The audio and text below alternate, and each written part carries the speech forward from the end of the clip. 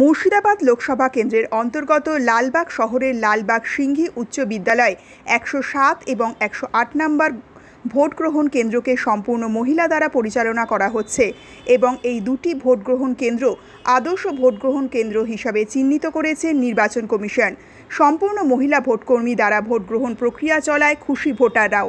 মুর্শিদাবাদ থেকে রক্তিম সিদ্ধান্তের রিপোর্ট, দৈনিক বাংলা নিউজ।